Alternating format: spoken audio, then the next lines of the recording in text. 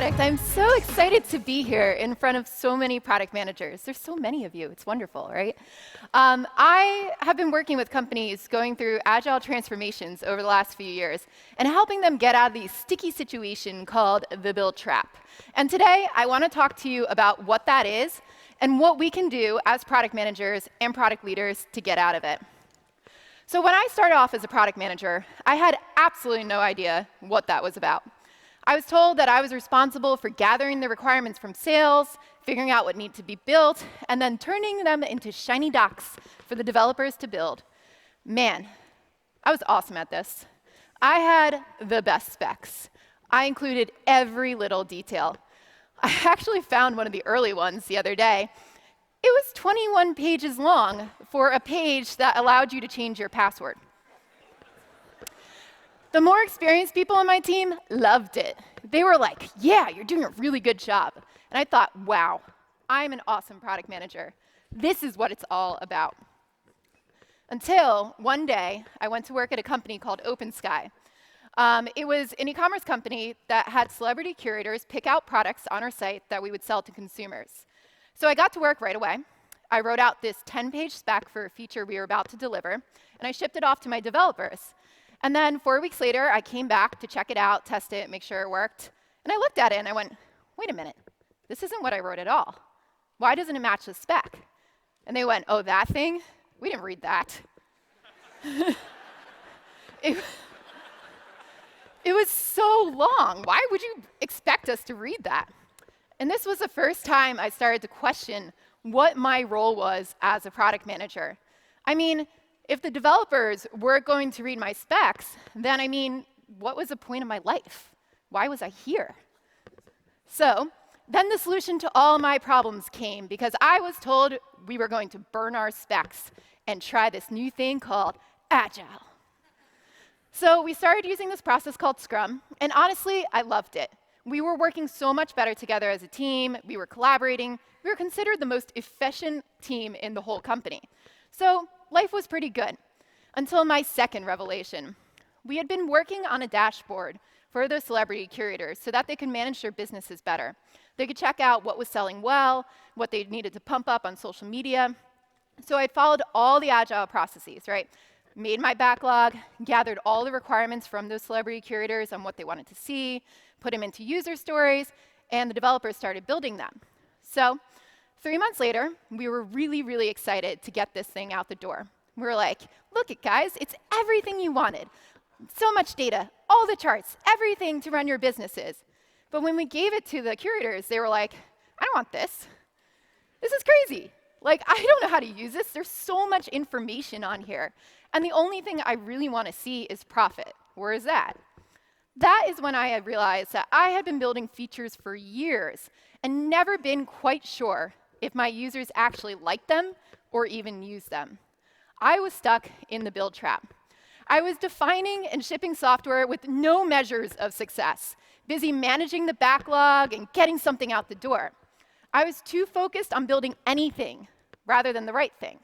So over the years, I realized that I was not the only one stuck in the build trap, and many companies are actually there as well. So how do we find ourselves in this pattern of maximizing the amount of things we ship rather than maximizing the value of those things? Well, I think it starts with a false understanding of how products get built. See, companies think that feature ideas plus code equals profit. So if we just keep product managers shoveling requirements to developers, everything will be fine. We don't realize that developing products is part of a system. It's a value exchange at its core. Businesses create products and services to solve the problems, needs, and wants of customers. Then customers only realize the value when those products actually solve those things. So they, in return, give value back to the businesses in the form of money or data for some businesses. And that's when we realize value. So solving big problems for customers creates big value for our businesses. And it's the product manager's job to optimize the value on both sides. But in order to do that, we need to understand the internal and external factors that affect the amount of value that we get.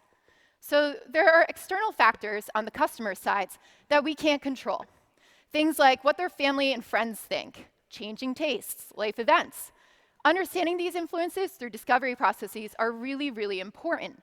But as much as we can understand them and help shape the products we build for them, we can't really control them and we can't change them. So it's just as important for us to focus on the internal factors in our businesses that we can control and try to maximize the value that way. So there are three main ones that I want to talk to you about today. One is process, the second is strategy, and the third is culture. Getting all three of these things right is essential for building a product management organization. So let's start with process. And I can't talk about process without talking about everybody's favorite word in here, Agile. So last year, I was sitting at this conference in London when David Cancel got up and passionately ranted about how Agile doesn't care about the user. It only cares about velocity and story points. And all 1,500 of you got up and applauded.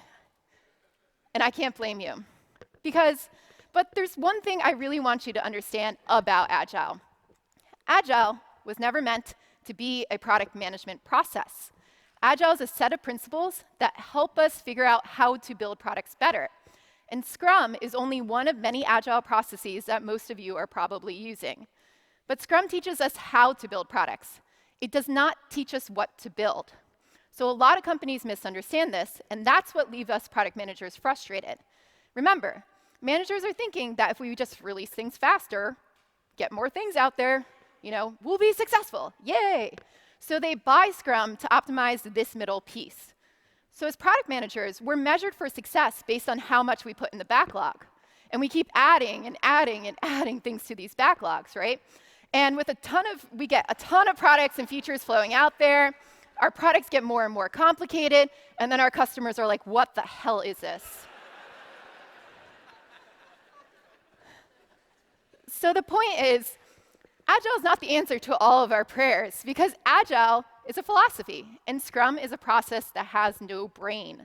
We need to figure out what else we need for building great products, and one of those things is product management. We need more. We need to have a process that tells us what to build. So good product management practices help us navigate the uncertainty of building great products, and it's full of uncertainty. We as humans, we really don't like uncertainty. It makes us uncomfortable. So what we try to do there is fill all these gaps that we're unsure of. We come up with solution ideas really, really early. We pick the most obvious thing and say, let's build that. So as product managers, we need to embrace uncertainty. We need to be champions of it inside our companies and help guide our teams to use the right processes at the right time. To escape the build trap, we need to reduce the risk of failure in the market by using the right processes at the right time. So where do we start? Let's start at the beginning, and that's with the goal. Everything starts with a goal for the business. So we need to figure out where we're going and how we achieve success. If you don't know what your goal is, work with your manager to figure out what you should be achieving. What are the outcomes for the business? Once we know that, it's time to analyze the uncertainty and act. Based on the level of uncertainty, you choose the right processes at the right times to use. So we might go through things like research and analysis, problem validation, solution validation, and then solution optimization. So let's start at the beginning. If you're uncertain about the customer problem, you should do market research for new products or use data and analysis for existing products to figure out what direction you should move in. Once you have more of an understanding, that will help you hone questions to go out and ask your users during user research. Now, if you are uncertain about how to solve the problem, that's when we start experimenting. So you do small little experiments to validate that you understand the problem and can actually solve it. And now the point here is not to ship software. The point is to learn that you're on the right path and you're solving the right problems for your users. Once you're at this point, you're probably going to be uncertain about what the best solution might be.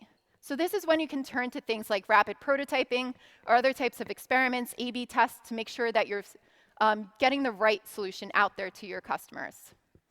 And then finally, at this point, the biggest uncertainty really just lies in shipping it.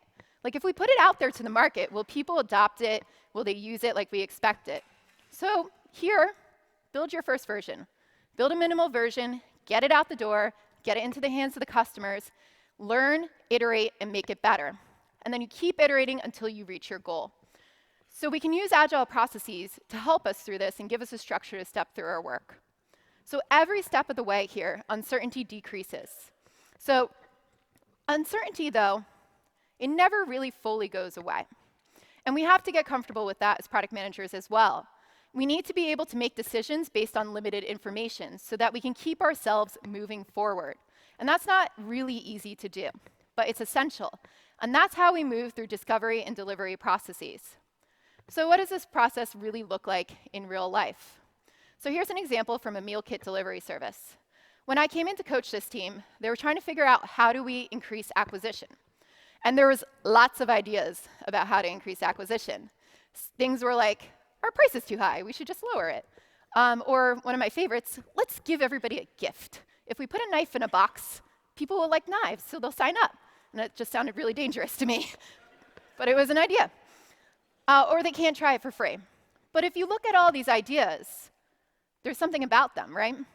They're all solutions to a problem that we really don't understand. So our team took a step back, and they went and analyzed data. And they measured the conversion funnel and found out that a lot of people were coming to the site, but dropping off at a certain step along the way. So we realized that if we could increase our conversion rate to about industry standard, we'd all be set. We wouldn't have to spend more marketing money. We would reach our goals. So we had to look at our first obstacle standing in the way of doing that. We needed to learn why people were dropping off, why they weren't coming to the site. Since we didn't have any contact info for these people, we used a tool called Qualaroo that would pop up as they were navigating away from that step and ask you, what's stopping you from signing up today? Within 2 weeks, we had hundreds of responses. And they weren't about enticing photos or, it's too expensive or I want a knife in my box. They were pretty legitimate reasons. And over 1/3 of people just could not find the menu on the site to figure out what food they were getting in their boxes. Like a simple information architecture problem. So we went back and we found out that the culprit was a hamburger menu on the desktop that was hiding all the information, which is very ironic for a food site. So we decided that we had a hypothesis that if we could increase the amount of pages and change the navigation of this, we would allow people to find things more easily. So we did one small little test to validate our idea. We just took the pages we had and put them into an expanded navigation. And it worked. So many more people were signing up from that. So we knew we were on the right path. So we took a step back, we iterated on that, we added more pages, and we came up with a comprehensive site that really optimized for the value of our users. And that is how we reached the goal. So you won't need to start from the beginning every step of the way here. One of the most important aspects of being a product manager is knowing when to use the right processes at the right time. For example, if you know the problem, you don't have to do massive amounts of user research. If you're just changing a small text thing, you don't have to experiment around that. So you need to really choose when to implement best practices and when to innovate. That's key. So this can all be determined really by keeping your eye on uncertainty and working towards the goal. That brings me to the second thing I see most companies get wrong about product management, and that's strategy. Strategy helps you define the direction and the goals your team should be trying to achieve. So many companies have mistaken the self-organizing and autonomous teams in Agile for meaning we don't need strategy. Everybody will just figure it out on their own. And what happens is we end up in this constant motion that doesn't really take us anywhere. Teams are incredibly busy producing features, but there's no guarantee that it will actually bring value to the business. Product managers spend so much of their time writing user stories to keep backlogs full for developers that they can't look forward or think more long-term about their products. Then their managers get upset because they say they lack vision. Many companies do not have a strategy that supports good product management. They think that strategy is a plan to execute on a bunch of features or checklists to check off on requirements. So good product management needs strategy. To escape the build trap, we have to drive high alignment through a good strategy framework. So let's talk about strategy for a minute. What is good strategy? Stephen Bungay is probably the expert on strategy deployment. The Art of Action is a great book that I all recommend you read. So he says strategy is a deployable decision-making framework enabling action to achieve desired outcomes constrained by current capabilities, coherently aligned to existing context. So good strategy is essential for product management teams because it provides a framework in which the product manager can make decisions. It also promotes alignment throughout the organization. So with high alignment, you can have high autonomy with teams. A good product strategy is completely dependent on a good corporate strategy as well. Because product strategy is about how do we harness our products to achieve the company vision. These are very intertwined. And it's important to have a clear mission and a clear vision when we talk about strategy to help us manage our products. So we need a mission statement. A mission statement defines the company's business, its objectives, and how it plans to reach those objectives. So it separates what's important from what's not important. On the other side now, we need a vision statement. A vision statement is a defined direction for the company or product on what it wants to become long term. It should be lofty, but achievable. And if your vision ends up being a lot like your mission, which I see very often, try to think about what your customers will experience when you're done building your product at the end of the day. In 10 years, what is life like for them with your products? Amazon does this actually very well. So Amazon as a company has a vision to be Earth's most customer-centric company where customers can find and discover anything they might want to buy online. So it's simple, long-term, focused, and probably achievable for them, right? Their mission helps to say how we're going to achieve that vision. And they're going to do it through the lowest possible prices, the best available selection, and convenience.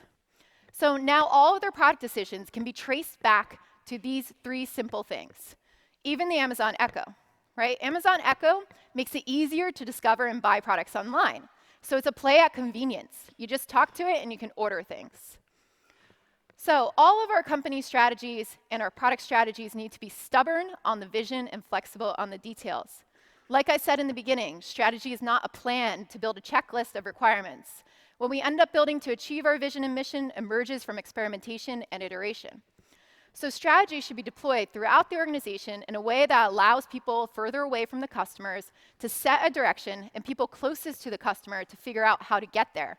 Every level sets this what and why, the direction and outcome they want to move towards, and then their teams figure out how they're actually going to get there.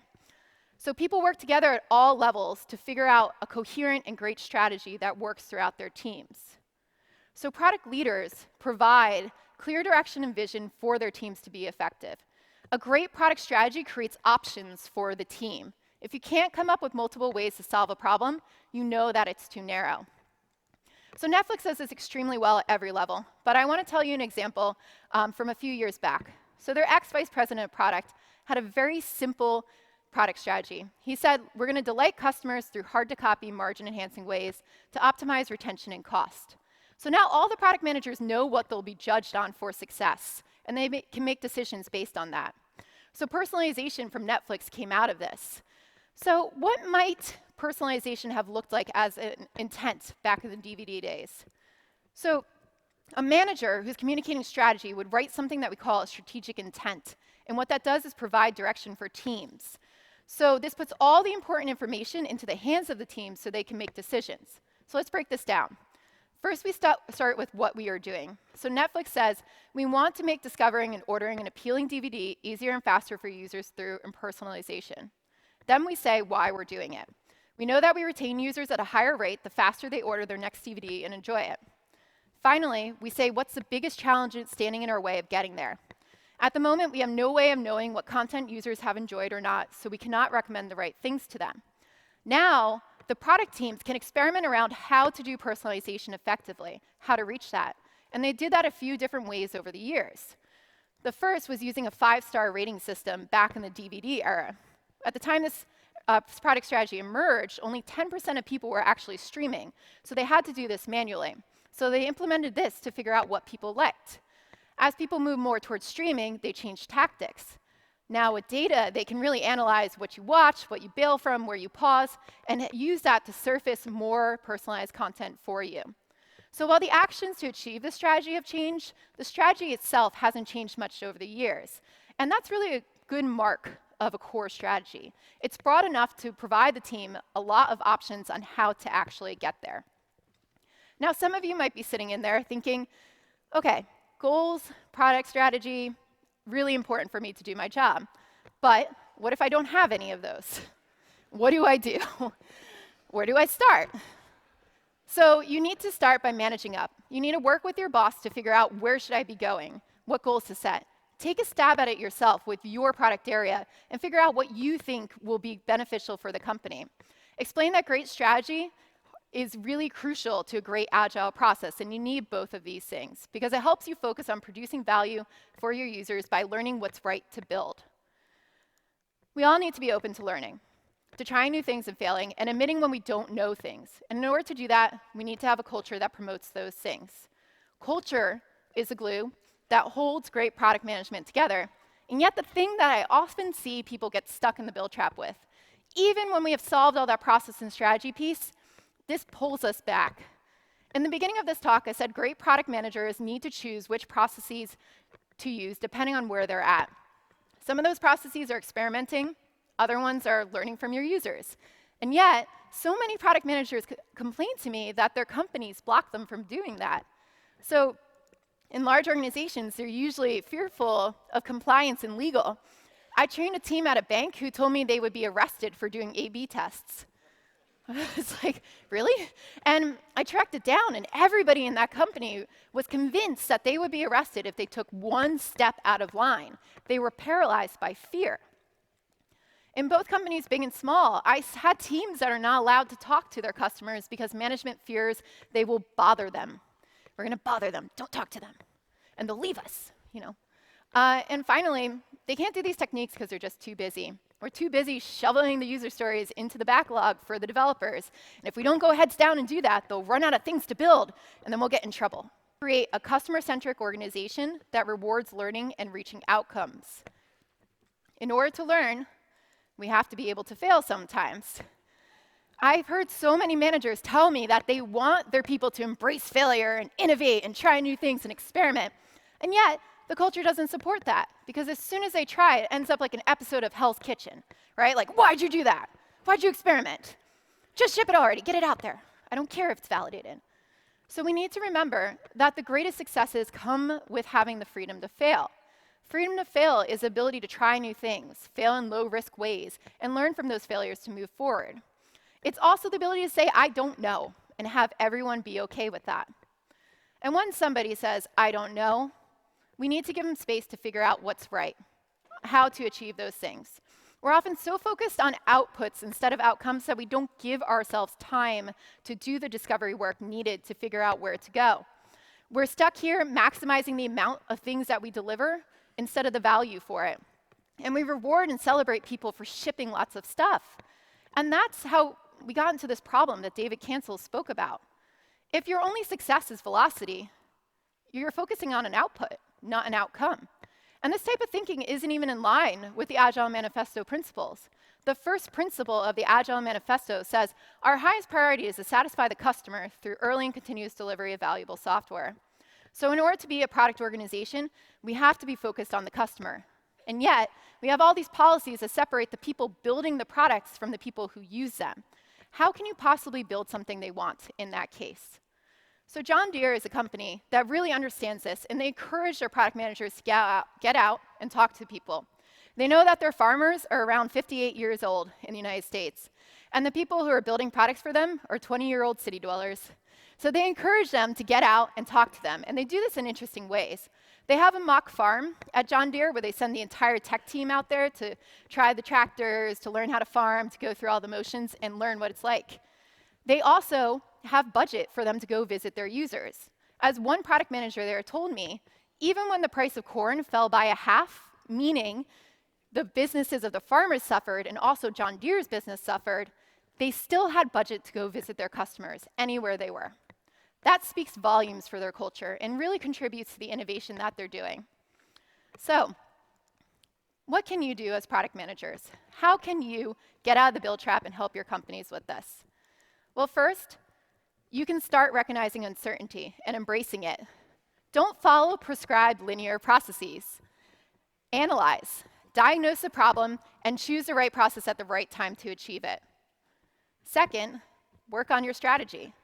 Don't know what your company's strategy is? Ask. Doesn't have a strategy? All right, we're going to start trying to figure out what it is. Work with your managers to set clear goals. Figure out for your scope of product what the strategy should be for it, what the vision should be. Circulate it to your boss. And this can start the conversations that you need to focus on outcomes. And then finally, be a catalyst for good product management culture. Talk about what you've learned just as much as what you've built. Say, I don't know, and be okay with that. Talk to your customers and talk about your customers internally. And if you get stuck blindly following an Agile process, remind yourself that Agile is not enough to get out of the build trap. So thank you very much. If you're interested in learning more about product management, I teach an online class at Product Institute, and my book will eventually come out near the end of the year, so I hope you all buy it. Thank you very much.